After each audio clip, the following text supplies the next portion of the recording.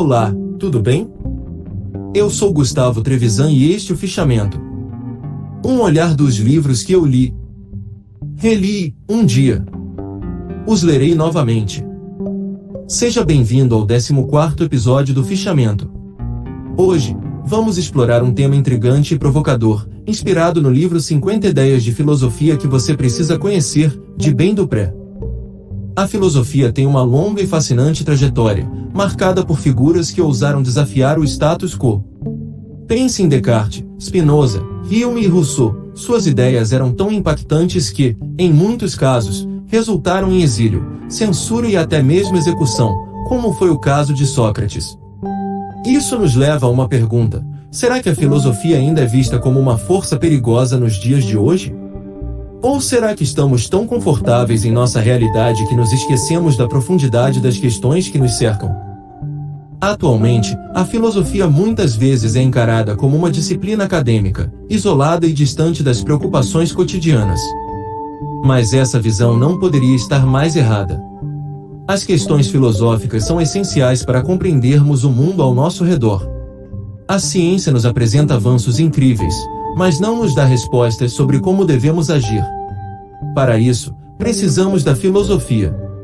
Os pensadores nos ajudam a decifrar dilemas que realmente importam. Neste episódio, mergulharemos em algumas das questões mais intrigantes e desafiadoras que o livro nos propõe, começando por um conceito que dá arrepios: o cérebro numa cuba. Imagine, por um momento, que você é apenas um cérebro flutuando em uma cuba, conectado a um computador que gera a ilusão da vida. Tudo o que você sente, sua cadeira, o livro em suas mãos, pode não ser real.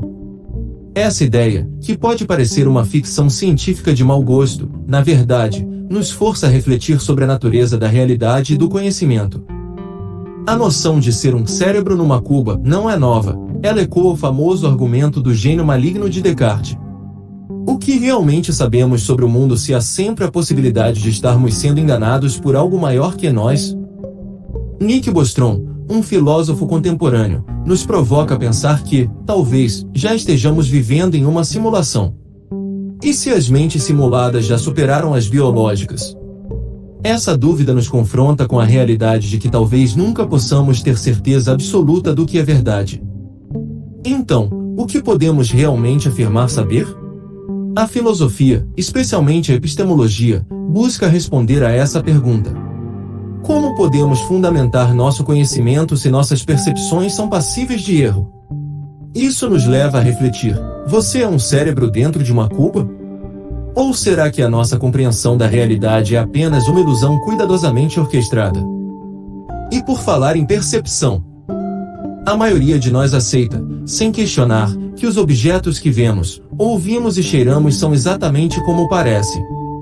Mas, você já parou para pensar se isso é mesmo verdade? Vamos olhar para a ideia do filósofo inglês John Locke, que comparou o conhecimento humano a um armário escuro e fechado. Nesse armário, algumas pequenas aberturas permitem a entrada de ideias sobre o que está do lado de fora. Acontece que essas ideias são, na verdade, apenas representações. Portanto, o que realmente sabemos está sempre filtrado pelo que conseguimos perceber, criando um véu da percepção entre nós e a realidade. Esse conceito levanta uma questão crucial: como podemos ter certeza de que nossas percepções correspondem ao mundo externo? Locke acreditava que, mesmo que nossas ideias não fossem perfeitas, elas poderiam nos oferecer alguma conexão com a realidade. No entanto, o problema é que nunca temos acesso direto a essa realidade, só conseguimos ver sombras de algo que pode ser muito diferente.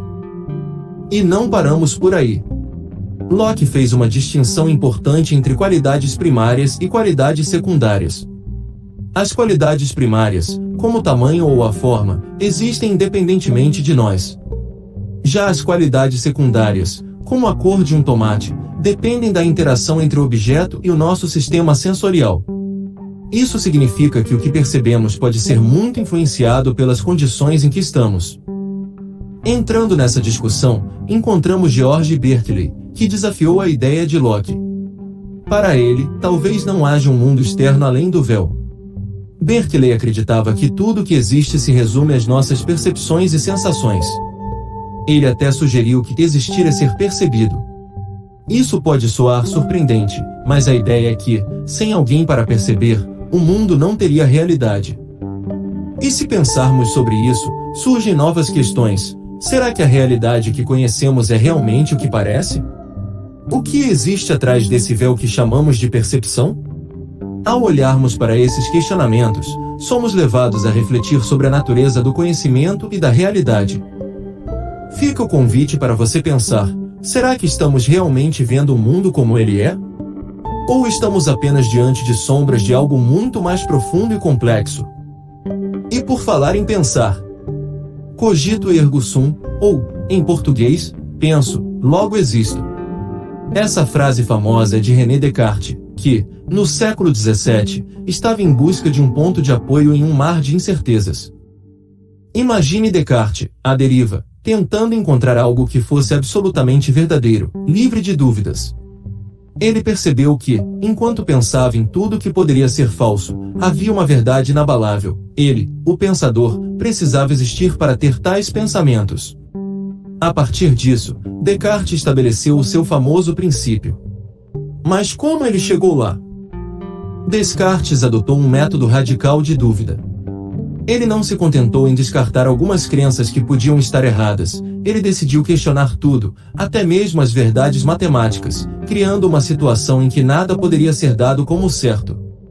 Esse rigor levou-o a imaginar um demônio enganador que poderia distorcer sua percepção da realidade.